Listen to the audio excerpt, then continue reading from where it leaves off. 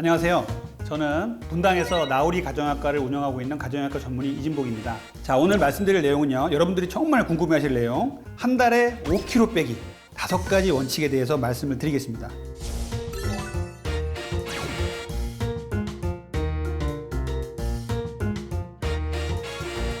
한 달에 5kg 빼는 게 어떤 분들은 쉽다고 할 수도 있고요, 어떤 분들은 어렵다고 할 수도 있겠는데, 저는 한 달에 5kg 빼는 거 적극적으로 권장하진 않아요. 실제로 WHO에서 한 달에 건강하게 빼시려면 일주일에 0.5kg 정도씩 빼서 한 달이면 2kg 정도 빼는 게 가장 몸에는 해가 없다라고 얘기를 했는데, 실제로 다이어트를 하시거나 또 다이어트 클리닉에 찾아오신 분들은 이 정도 뺀다 그러면 성에 안 차시죠. 그래서 한 달에 5kg를 이제 빼는 분들을 제가 이제 치료를 하면서 이렇게 쭉 보니까, 이렇게 하시면 한 달에 5kg를 빼겠다 생각해서 여러분들께 이런 정보를 알려드리고자 합니다. 한 달에 5kg 빼기 첫 번째 방법은요, 정제 탄수화물을 끊자라는 거예요.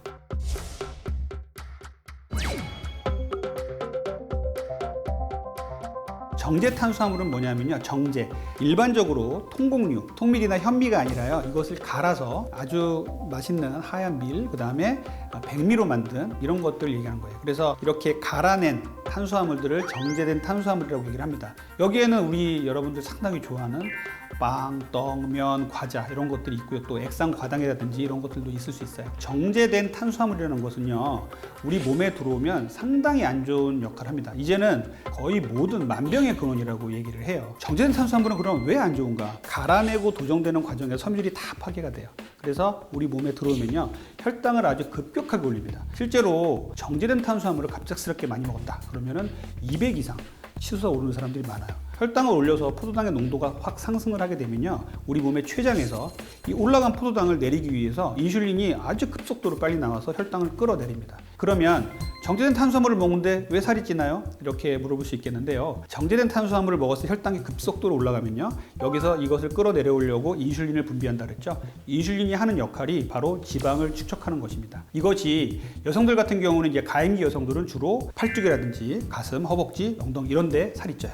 그런데 폐경기가 되고 보통 남자분들은요, 살이 찌게 되면 다 내장에 살이 찝니다. 그래서 내장 비만이 되는 거예요. 그럼 내장 비만의 문제는 뭔가 하면요, 내장 지방이 쌓이기 시작하면요, 고혈압, 당뇨병, 고지혈증, 지방간, 거의 모든 성인병을 일으키는 주범이 되고 있어요. 그래서 정제된 탄수화물은 곧 내장 비만입니다. 또 하나는 정제된 탄수화물은요, 먹으면 먹을수록 중독이 돼요. 지방 중독, 단백질 중독은 없는데 탄수화물 중독이 있어요. 탄수화물은 그 정도로 우리 몸에 세로토닌이나 도파민을 자극을 하기 때문에 많이 먹으면 먹을수록 더 많이 당기게 돼 있어요. 여러분들 많이 느끼시겠지만 축 처지고 힘들 때 당 먹으면 반짝하죠. 혈당이 이제 올라갈 때 반짝했다가 뚝 떨어지면 또 배고프고 또 허기지고 몽롱해집니다. 이런 증상이 생기면 또 단 걸 찾아요. 그래서 혈당 스파이크가 계속 반복되면서 우리 몸에 악영향을 미치는 것입니다. 그래서 정제된 탄수화물을 줄여야 건강도 지키고 다이어트도 잘 될 수가 있어요. 이것이 1번입니다. 두 번째 다이어트 원칙은 단백질입니다.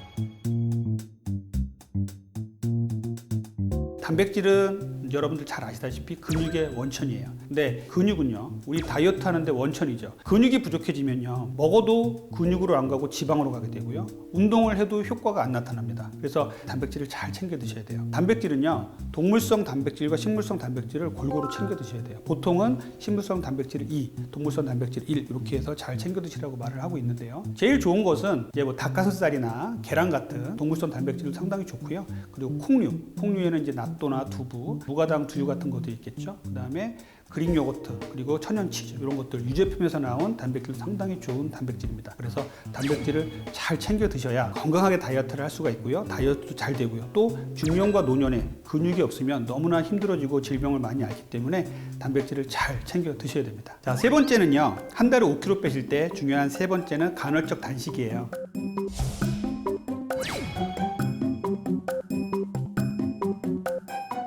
간헐적 단식은 제가 앞에서도 말씀드렸지만 현대인들에게 정말 중요한 다이어트 방법입니다. 간헐적 단식을 왜 제가 강조를 하느냐, 현대인들은요, 밤낮이 바뀌고 밤에도 먹고 낮에도 먹고 낮에도 자고 밤에도 잔단 말이에요. 그러다 보니까 밤에 잘 때 나올 수 있는 좋은 호르몬들이 있어요. 성장 호르몬이라든지 우리가 렙틴이라든지 이런 좋은 호르몬들이 균형이 다 깨져버려요. 또 코티졸이라든지 인슐린도 교란이 돼가지고 밤에도 안 나와도 될 호르몬들이 나와서 지방을 쌓고 있고요, 낮에는 쉬어야 될 호르몬들이 나와서 또 지방을 쌓고 있습니다. 예를 들자면 코티졸 같은 호르몬들은요, 내장 지방에다 쌓이게 하는 역할을 하는 것이 코티졸입니다. 인류가 쭉 발전해 오면서 코티졸이라는 호르몬은 어떻게 작용을 했냐면요, 추위와 기아, 스트레스를 받으면 코티졸이 나와서 우리를 보호를 해줬어요. 과거에는 지방을 쌓아놔야 나중에 전쟁이 터지거나 기아에 오대에 시달리거나 하면은 내가 살아남을 수 있는 확률이 높아졌어요. 그런데 지금은 쌓아놓지도 않아도 될 내장 지방을 지금도 열심히 쌓아놓고 있다는 것이죠. 그래서 낮에는 먹고 움직이고 밤에는 먹는 것을 멈추고 자자라는 것들이 가장 기본적인 간헐적 단식 개념이에요. 그래서 간헐적 단식은 인류의 고유한 생체 리듬, 고유한 호르몬을 되찾지 않은 다이어트 방법입니다. 12대 12부터 시작을 하셔서 14대 10, 공복 시간이 14시간, 16대 8, 공복 시간이 16시간까지 만드십시오. 그러면 한 달에 5kg 빼기 성공할 수 있습니다. 자, 네 번째는 수면이에요.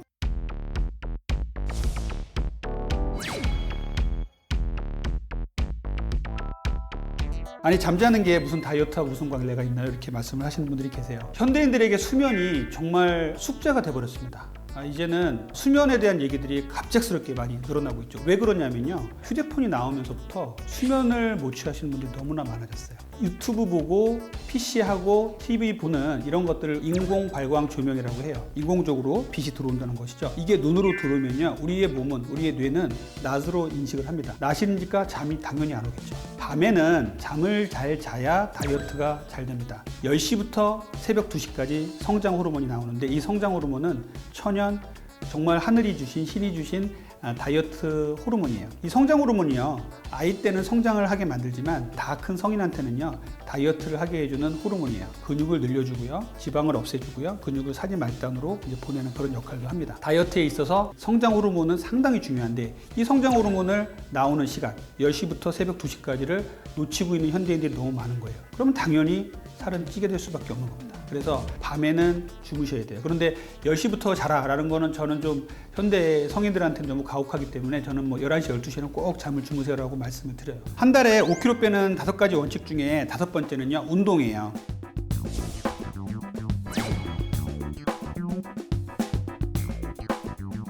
운동은 운동 그 자체의 효과도 크지만 운동을 통해서 얻는 우리 심리적인 효과, 이런 효과가 상당히 크기 때문에 다이어트를 지속하게 해주고, 그리고 살을 빼겠다, 건강해지겠다는 의욕을 불타게 해줄 수 있습니다. 어떤 운동 하면 좋아요? 라고 물어보면 저는 이제 식후 걷기를 추천을 드립니다. 식사 후에 걷는 것이 특별히 돈이 드는 것도 아니고 특별히 공간이 필요한 것도 아닙니다. 그래서 식후 걷기는 상당히 중요한 다이어트 방법이에요. 그런데 현대인들은 걷는 것조차도 쉽지가 않죠. 점심 먹으면 한잠 자는 게 편하고, 저녁 먹으면 쓰러져서 TV 보다가 잠이 들고 이렇게 된단 말이죠. 이때 제일 중요한 게 뭐냐면요, 식사 후에는요, 혈당이 쭉쭉 올라갑니다. 이렇게 올라갈 때 걷기를 시작하잖아요. 그러면은 혈당이 정상화되면서 쭉 떨어지기 시작해요. 실제 이것은 제가 혈당 측정기, 24시간 혈당 측정기를 제 몸에 차고 실제로 많이 실험을 해본 거예요. 운동을 하시면은요, 분명히 큰 운동이 아니더라도 혈당이 올라가는 걸 멈출 수가 있어요. 그렇게 되면 인슐린이 나와서 생기는 이 지방을 축적하는 걸 막을 수가 있습니다. 그래서 식후에 걷는 거 상당히 중요하고요.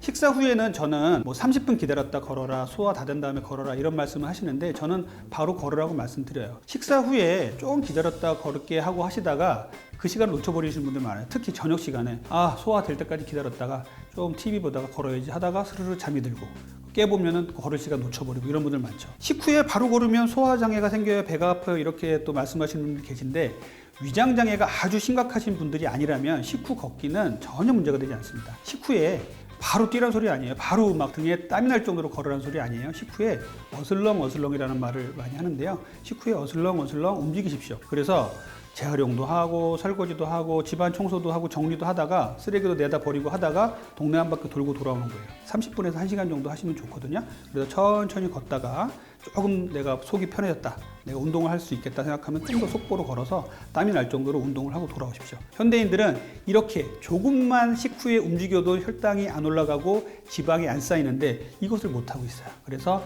식사 후에 걷기 상당히 중요합니다. 제가 오늘 말씀드린 한 달에 건강하게 5kg 빼기 5가지 원칙인데요. 첫 번째는 정제 탄수화물을 줄이자는 거고요. 두 번째는 양질의 단백질을 잘 먹자는 거고요. 세 번째는요, 간헐적 단식을 잘 하자는 거고요.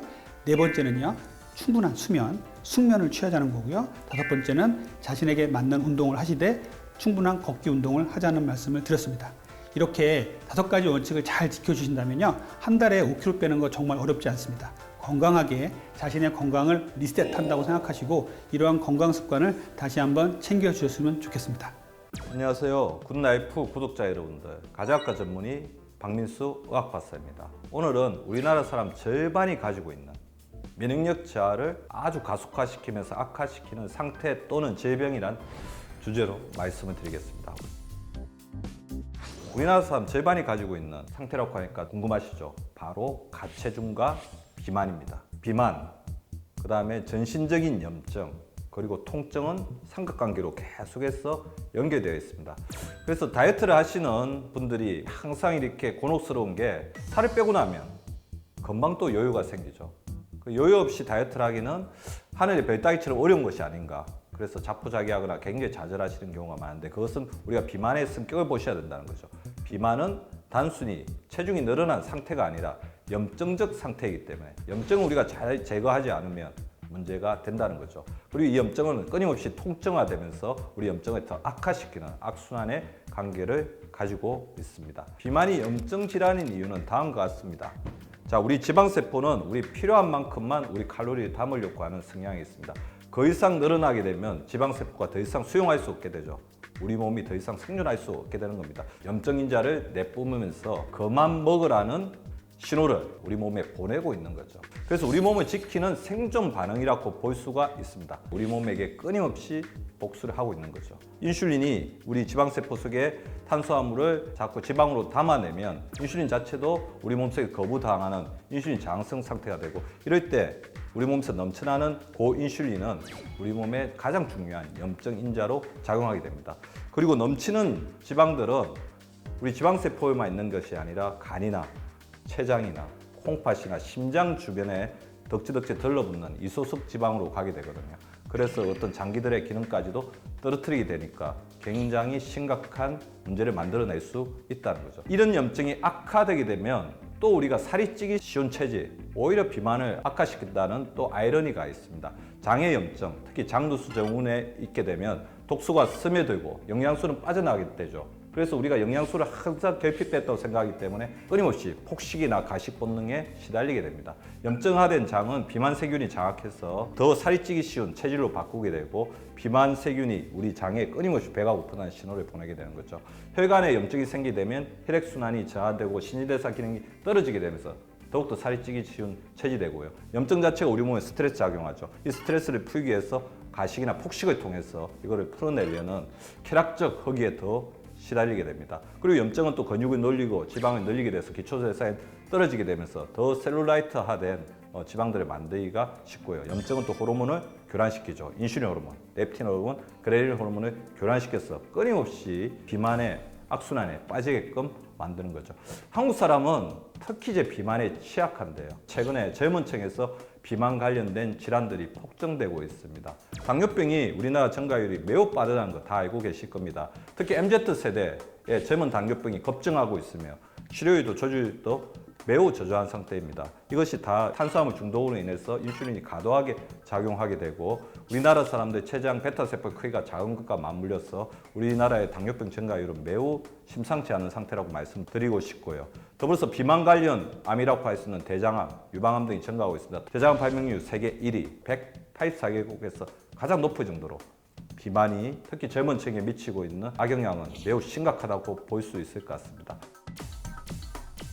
안 먹고 빼면 오히려 더 염증이 더 악화되거나 잠복되었다가 다시 나타납니다. 그래서 반드시 말씀드리고 싶은 게, 안 먹고 빼는 다이어트는 반드시 제한해야 된다고 말씀을 드립니다. 언젠가는 다시 요요가 옵니다. 그리고 우리에게 복수를 하는 거죠. 그래서 비만은 호르몬과 장 면역으로 잡아라고 말씀을 드리고 싶은데요. 호르몬 기능이 조화롭게 들어가야지 신진대사 기능이 돌아가면서 에너지를 잘 이렇게 생산하고 배출하는 그런 몸이 되겠죠. 면역 기능이 좋아야지 우리 만성염증이 낮추고 신진대사 기능이 좋아질 수가 있습니다. 그래서 먼저 비만 조절을 위해서 3가지 호르몬은 보충하고 1가지 호르몬에게는 휴식을 줘라, 그렇게 말씀을 드리고 싶습니다.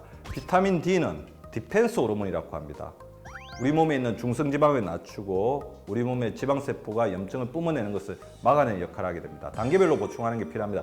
너무 수치가 낮다면 영양제나 주사의 도움을 받을 수도 있지만 그렇게 낮지 않다면 바깥에 나가서 햇빛 쬐는 것도 도움을 받을 수가 있죠. 10분에서 15분이라도 걷고 운동을 하시는 것을 추천해 드리고 싶고요.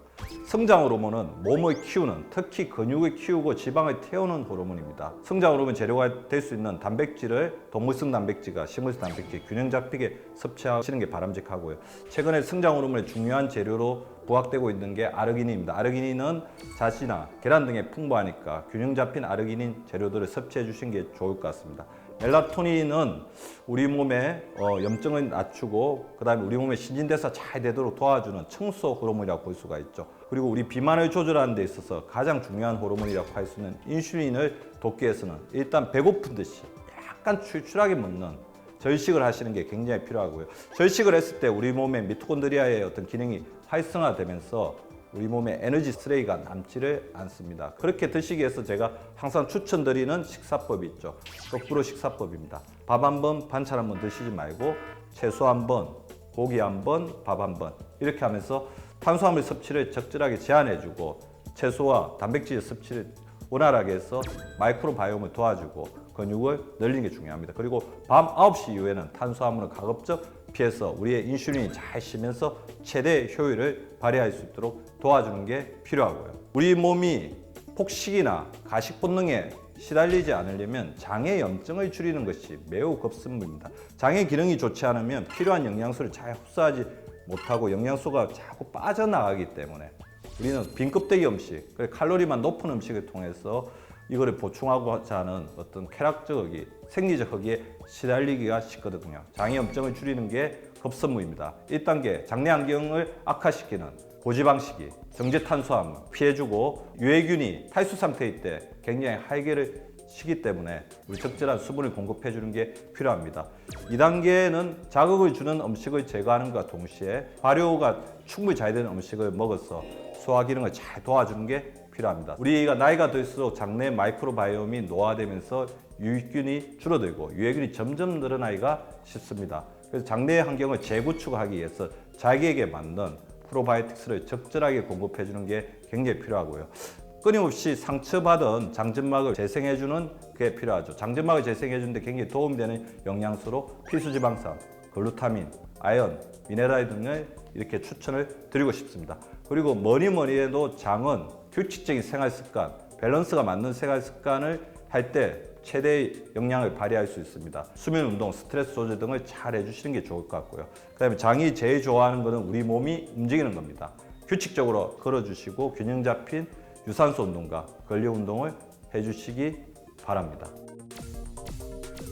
살을 빼려고 무리하게 다이어트를 하다 보면 오히려 살을 빼지 못하는 몸으로 바뀌기가 쉽습니다.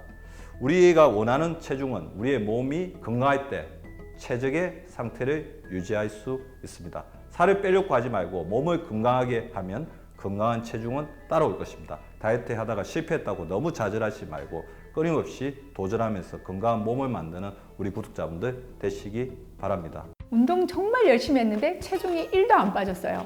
운동 안 할래요. 도리어 살쪘어요. 운동은 죄가 없어요. 여러분의 지방살의 주범이 되는 식단을 조절하지 않고는 체중계는 꿈쩍을 안 하는 거죠. 그런데 불행히도 식단 조절만으로 금방금방 다이어트 효과가 나타나는 이 시기는요, 그다지 길지가 않아요.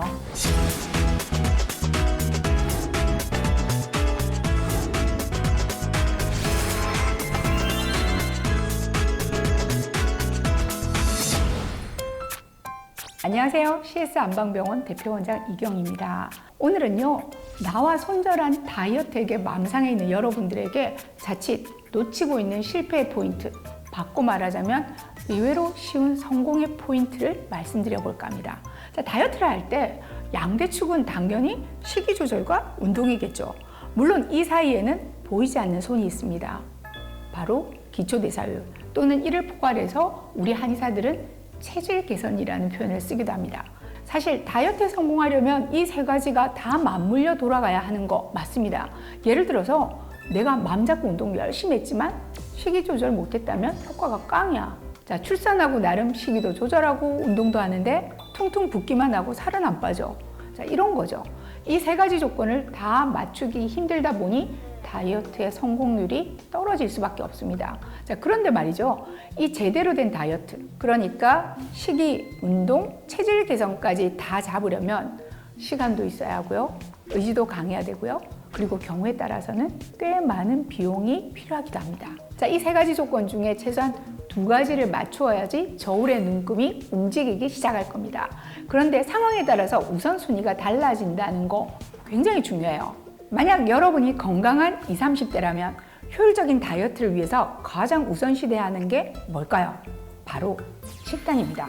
자, 이 시기에는 체중을 감량하기 위해서 식단 조절이 최우선이 되어야 해요.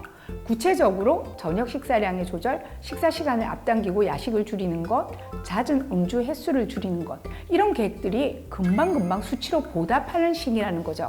자, 그런데 불행히도 식단 조절만으로 금방금방 다이어트 효과가 나타나는 이 시기는요, 그다지 길지가 않아요. 자, 이렇게 말해놓고 보니 식단 조절이 쉬운 것 같군요. 물론 절대 쉽지 않죠. 특히 대사가 왕성한 이 시기에 대부분이 식이 조절에 실패해서 다이어트를 망치는 경우가 많습니다. 선생님, 운동 정말 열심히 했는데 체중이 1도 안 빠졌어요. 운동 안 할래요? 도리어 살쪘어요. 운동은 죄가 없어요. 여러분의 지방살의 주범이 되는 식단을 조절하지 않고는 체중계는 꿈쩍을 안 하는 거죠. 자, 예를 들어 볼까요? 운동을 해서 600kcal를 소모시켜도 그날 저녁에 친구들과 함께 먹어치운 700kcal 계산하지 않으면 안 되죠. 하지만 여러분의 계산법은 좀 달라요. 항상 자주 듣는 말이 그 전보다 식사량이 줄었다는 거죠. 그 전에 800을 먹었다면 분명히 줄인 게 맞긴 맞아요. 하지만 거북이 걸음 같은 운동의 효과를 보기도 전에 토끼의 뜀방실 같은 식이 조절에 실패하면 다이어트의 의지는 금방 꺾이게 됩니다. 자, 그래서 진료실에서 만나는 이 시기의 비만 환자분들에게는 엄격한 식단 조절을 권장하죠. 자, 이때의 식습관은요, 단기간에 잠시 굶는 것이 아니라 남아있는 평생 기간 동안 유지할 수 있는 균형 있고 안정적인 식단으로 다시 리셋하는 겁니다. 이제 오늘의 주인공이라고 할 수 있는 다이어트가 정말 난제인 분들로 한번 옮겨가 보겠습니다. 멀리 갈 것도 없이요. 바로 저 같은 경우입니다. 저는 운동을 아주 싫어합니다. 평생에 꾸준히 해온 운동이 거의 없다고 할 수 있죠. 하지만 정말 40대 후반까지는 체중이 거의 변동이 없었어요. 그런데 저 역시 호르몬과의 싸움에서는 쉽지가 않아요. 갱년기를 맞으면서 항상 날씬했던 허리가 드디어 존재감을 드러내기 시작했습니다. 야, 여기부터 빼야! 이렇게 말이죠. 호르몬의 영향이 크긴 해요. 하지만 여러분이 쉽게 간과하는 것이 또 있습니다. 이 시기에는요, 호르몬에 의해 기초대사율이 저하되는 것 외에도 육아와 살림에서 조금씩 벗어나면서 활동량이 팍 줄어든다는 거죠. 대부분의 갱년기 여성 비만 환자분들은요, 실제 활동량을 한번 체크해 보세요. 그다지 많지 않습니다. 여러분들이 힘들고 피로하지 않다는 게 아니에요. 그건 맞지만 실제 지방을 원료로 쓰는 대근육 운동을 활발히 하고 있지는 않다는 거죠. 여러분이 하시는 것들은 반복되는 소근육 운동, 그리고 불면, 몸에 쌓인 습담의 산물로 인한 피곤함이죠. 또 이때 여성들은요, 평생 다이어트로 일관된 삶을 살아오면서 식이 조절에는 도 같았어요. 안 먹기 시작합니다. 저녁 줄이고 아침 본래 안 먹고 결국 하루 한 끼로 버텨봐요. 하지만 결과는 그닥 성공적이지 못합니다. 중장년이 되면 이미 그렇게 많이 먹지들 않아요. 도리어 불균형이 극대화되는 시기입니다. 단백질, 비타민 따져가던 아이들의 먹거리 챙기기에서 벗어나면서 대강대강 있는 거 먹든지 또는 입에 맞는 브런치로 한 끼 때우는 것에 아주 익숙해지게 되는 거죠. 그러다 보니 안 그래도 줄어드는 근육의 감소가 더 빨라집니다. 운동? 하긴 하시죠. 자, 힘들어서 퐁당퐁당 간헐적 운동을 한다는 것이 문제입니다. 그리고 또 하나, 운동에 잘하고 못하고 평가 기준이 예전에 자신이 되면 안 된다는 겁니다. 하루도 안 하던 운동을 3일 했으니까 살이 빠지겠지. 그러면 얼마나 좋을까요? 하지만 아닙니다. 자, 지금은요, 운동에 반응하는 근육이 가장 적어진 시기이기도 하죠. 살을 빼기 위한 운동은 매일 하는 운동이어야 하고 지방이 타겟이 되는 유산소 운동을 1시간 정도는 꾸준히 이어서 해야 합니다. 결론적으로 갱년기 다이어트에 필요한 것은 바쁨입니다. 운동 시간은 끼케 1시간이죠. 그것만 해도 잘하신 겁니다. 이에도 활동량 늘리셔야 돼요. 즉, 몸이라는 기계를 돌려야 하는 건데요. 무엇보다 바깥 활동을 늘리신다면 비타민 D의 도움도 덤으로 받을 수 있습니다. 자, 아무리 다이어트해도 효과 없다는 분들을 위해 정리해 볼까요? 여러분이 갱년기 이전의 젊은 분들이라면 운동보다는 식이 조절에 중점을 주세요. 만약 여러분이 갱년기나 그 이후의 연령대시라면 식사량을 줄이는 것보다는 운동량을 늘리는 쪽에 포커싱을 두시기 바랍니다. 안녕하세요. 기분이 식욕이 되지 않게 저자 이유주 원장입니다. 오늘은 지난 편에 이어서 어떻게 하면 살을 억지로 빼는 게 아니라 저절로 살이 빠지게 할 수 있는지 전략적인 방법들에 대해서 설명을 드릴 건데요.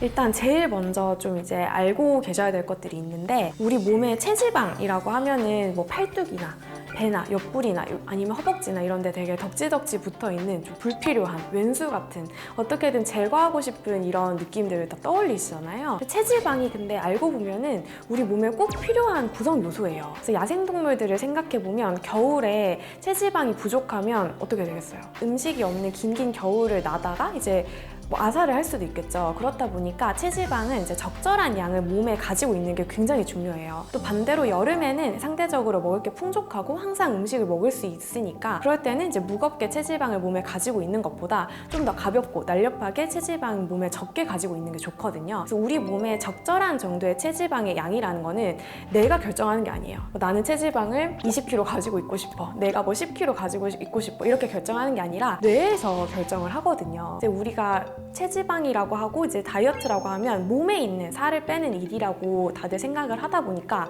몸에만 너무 신경을 쓰는데, 우리 몸을 전체적으로 다 진두지휘하고 통솔하고 몸을 관리하는 거는 뇌잖아요. 다이어트에서 뇌의 역할을 모르면 다이어트를 효율적으로 할 수가 없어요. 살을 뺄 수가 없어요. 이거는 어떤 의미냐면은, 우리가 이제 살아가는데 필요한 대사활동들 우리 몸에서 이제 끊임없이 이루어지고 있는데요. 그 중에 하나가 또 체지방의 양을 조절하는 거예요. 이렇게 적절한 양의 체지방을 조절하는 건 우리 뇌의 시상하부라는 부위에서 조절을 하는데요. 요거는 체지방 양뿐만 아니라 뭐 체온이라든지 우리가 뭐 갈증 날 때 물 수분의 양을 조절하는 거라든지, 그리고 산소 이런 것들을 이제 적절하게 조절을 하는 게 이제 시상하부의 기능이에요. 그렇다 보니까 우리가 목이 마를 때 일시적으로는 갈증을 참을 수 있지만 뭐 3일 이렇게 의지로 갈증을 참으라고 하면은 못 참겠죠. 살을 뺄 때도 식욕에 대해서 이제 갈증이 나는 것과 비슷한 메커니즘으로 엄청 식욕이 당기게 되거든요. 그래서 우리 몸에서 적절하게 이 정도 체지방을 가지고 있는 게 좋겠다, 이 정도 체중을 유지하는 게 좋겠다라고 하는 그 설정된 그 일정 범위가 있어요. 그건 사람마다 다르고 경우에 따라서 다르고 상황마다 다르게 되는데, 그거를 이제 체중 설정값이라고 해요. 예를 들면 체온은 36.5도가 좀 적당하다, 이게 사람마다 차이는 있겠지만 그 정도가 있잖아요. 그래서 체중이나 체지방 같은 경우에도 이제 이 정도면은 이제 생존을 하는데 꼭 필요하다라고 생각하는 뇌에서 판단한 이 정도를 가지고 있고 싶다라고 하는 그 딱 설정값을 체중 설정값이라고 하는데요. 쉽게 설명하면 보일러처럼 돌아가요. 뭐 예를 들면 23도 이렇게 설정 온도를 맞추잖아요. 그러면은 뭐 문을 열어서 좀 찬바람이 들어와도 보일러가 좀 세게 돌아가면서 23도를 맞추거나, 아니면 사람들이 갑자기 북적북적 많이 들어오거나 해서 실내 온도가 25도까지 높아지면 보일러가 잠시 멈추면서 저절로 낮아지겠죠. 그러면서 한 23도 정도를 맴돌게 되는 그런 메커니즘이 있잖아요. 이제 뇌에서도 체중 설정값이 어느 정도 딱 설정이 되어 있고, 거기에서 벗어나면은 이제 다양한 방법으로 그걸 이제 낮추거나 높이거나 하는 방법을 쓰는데, 그게 바로 이제 식욕을 높이거나 대사를 낮추거나 하는 방식이에요. 그래서 내가 다이어트를 할 때도 체중 설정값을 낮추면 이제 제대로 된 다이어트가 되는 거고, 체중 설정값을 낮추지 못한 채 살만 이렇게 빼는 거는 이제 언젠가는 다시 체중 설정값을 회귀를 하게 되는 거거든요. 그래서 그렇기 때문에 요요 현상이 올 수밖에 없는 거고, 다이어트가 엄청 괴로워지는 거예요. 이제 말 그대로 내가 내 몸과 싸우게 되는 거거든요. 체중 설정값은 여기 있는데 내가 어떻게든 적게 먹고 운동하고 막 난리를 쳐서 이렇게 체중을 낮추면 내 몸이 싸우게 돼요. 우리 몸은 여기가 맞다고 생각하는데 나는 지금 여기에 와 있으니까 어떻게든 다시 되돌리려고 하는 거거든요. 그렇다 보니 이제 제대로 된 다이어트를 하기 위해서는 체중 설정값을 낮추기만 하면 돼요. 이렇게 되면은 이제 몸에서도 살이 저절로 빠지는 일이 일어나는 거거든요. 체중 설정값을 그러면 과연 어떻게 하면 낮출 수 있느냐, 이게 엄청 궁금하고 또 이게 중요한 포인트가 될 텐데요. 뇌는 이제 몸을 전체적으로 통솔을 하고 있는데, 뇌는 몸에서 어떤 일이 일어나고 있는지 몰라요. 몸에서 보고를 해줘야 알거든요. 그래서 몸에서 뇌로 신호를 계속 보내고 있어요. 호르몬이라든지 이제 전기 신호라든지 효소라든지 이런 게 뇌로 전달이 되는데, 그러면 뇌는 이제 그 신호들을 다 통합을 해서 아, 몸에서 이런 일이 일어나고 있구나, 우리 몸은 이런 상황이구나, 이렇게 판단을 하거든요. 그래서 뇌의 체중 설정값을 바꾸기 위해서는 몸을 바꿔줘야 돼요. 그래서 몸을 바꾸는 방법이 이제 몸에서 발생되는 이런 호르몬들을 바꾸는 건데, 대표적으로는 스트레스를 많이 받으면 체중 설정값이 높아져요. 그래서 스트레스를 받지 않는 게 다이어트에서 엄청 중요한 일이거든요. 스트레스를 받을 때 분비되는 코르티솔이라는 호르몬이 체중 설정값을 높이는 역할을 하게 되고요. 또 한 가지는 또 잠을 잘 자는 게 엄청 중요한 이유가, 잠을 잘 때도 성장 호르몬이라든지 코르티솔이라든지 멜라토닌이라든지 이런 호르몬들이 나오는데, 이 양질의 수면을 취할 때 이제 우리 몸은 아, 우리가 안전한 상태구나, 체중 설정 값을 좀 낮춰도 되겠구나 라는 판단을 하기 때문에 잠을 잘 자는 게 중요하고요. 운동을 하면 다이어트에 도움이 되는 이유도 칼로리를 막 태웠기 때문에 도움이 되는 요소보다도 운동을 할 때 몸에서 나오는 호르몬들이 있어요. 그 호르몬들이 체중 설정 값을 낮추는 데 기여를 하거든요. 그래서 살이 빠지는 거예요. 그래서 저는 다이어트를 할 때 너무 과도한 운동을 하는 것은 오히려 안 좋다고 보고, 내가 편안하게 할 수 있는 이제 적절한 양의 운동을 하는 게 훨씬 더 다이어트에 큰 도움이 된다고 생각하거든요. 과도하게 운동을 하는 것보다 오히려 이제 스트레칭 같은 걸 해주면은 우리 몸에 이제 뼈와 관절, 근육에 그 고유 수용 감각이라는 감각을 이제 뇌로 보내는 이제 감각 기관들이 있는데, 여기서 되게 새로운 신호들이 뇌로 전달이 돼요. 그럼 뇌에서는 아, 체중 설정 값을 낮춰도 되겠구나 라는 판단을 하게 되어서 제 체중 설정 값이 낮아지면 살이 빠지는 거거든요. 그래서 운동은 너무 과도하게 하는 것보다 적절한 양을 하는 게 훨씬 더 다이어트에 좋다, 이렇게 이해하시면 될 것 같아요. 무엇보다도 가장 중요한 건 음식이에요. 우리가 음식을 먹을 때 엄청 다양한 종류의 호르몬과 효소가 몸에서 분비가 되는데, 그 호르몬과 효소가 이제 뇌에서 체중 설정 값을 낮추거나 높이거나 이런 역할을 하거든요. 특히 제일 중요하게 관여하는 호르몬이 렙틴이라는 호르몬인데요. 그 렙틴이 많이 분비되고 적게 분비되고 이런 거에 따라서 사실 궁극적으로 체중 설정 값이 이제 결정이 돼요. 렙틴은 지방에서 분비되는 호르몬인데, 지방이 많을수록 렙틴이 많이 분비돼서 연료가 빵빵하게 있다, 에너지가 충분하게 있다 라고 뇌에 알려줘요. 사실 이 기능이 제대로 작동하기만 하면 체중은 적절하게, 에너지 레벨이 적절하게 유지가 되거든요. 근데 이제 렙틴이라는 호르몬은 좀 작용이 묘한 게, 일정 이상 너무 많이 분비가 되면요 갑자기 고장이 나버려요. 우리가 자동차에 주유를 하면은 얼만큼 기름이 들어가 있는지 자동차 계기판에 보이잖아요. 얼만큼 기름이 들어가 있는지 알려주는 호르몬이 렙틴이라고 생각을 하시면 돼요. 자동차에 연료가 기름이 꽉 차 있는데 갑자기 계기판에 이제 주유를 해야 된다라고 이렇게 신호가 뜨면은 주유를 해야겠다 해서 주유를 하겠죠. 근데도 그 계기판이 안 올라가고 또 주유를 또 해야 된다라고 하면 또 주유를 하겠죠. 그러다 보면은 이제 우리는 계속 끊임없이 뭔가를 먹고 싶어지고 에너지도 안 쓰고 진짜 지금 기름이 부족한가 보다, 에너지가 부족한가 보다 이렇게 생각을 하는데, 실제로는 엄청 에너지가 많은 상태가 되는 거거든요. 이렇게 하다 보면 이제 살이 점점 끝도 없이 찌게 되는 거예요. 이런 식으로 체중 설정 값이 잘못 설정되면서 높아지는 이런 역할을 하게 되는데, 이게 궁극적으로는 렙틴이라는 호르몬 때문이고, 이 렙틴의 기능을 방해하는 수많은 요소들이 있어요. 뭐 코르티솔이라든지, 그리고 음식을 먹을 때 대표적으로 분비된 인슐린이라든지 이런 것들이 이제 체중 설정 값을 높아지게 하고 우리 몸이 자동적으로 이제 체중을 적절하게 유지되게 하는 메커니즘을 방해하기 때문에, 요거를 이제 적절하게 원래대로 돌려주고 체중 설정 값을 낮춰주면 살은 저절로 빠지겠죠. 그렇기 때문에 이제 음식을 양만 적게 먹어서는 안 되고, 식사에도 육하 원칙이 있어요. 언제, 어디서, 누구와, 어떻게, 왜, 그리고 제일 중요한 무엇을 먹는지까지, 이렇게 6가지를 전부 다 총체적으로 신경을 써줘야 우리 몸에서 일어나는 이제 대사와 반응들이 체중 설정 값을 낮출 수 있는 방법으로 가기 때문에, 식사를 어떻게 해야 되는지 다음 편에서 조금 더 구체적으로 알려드리도록 할게요.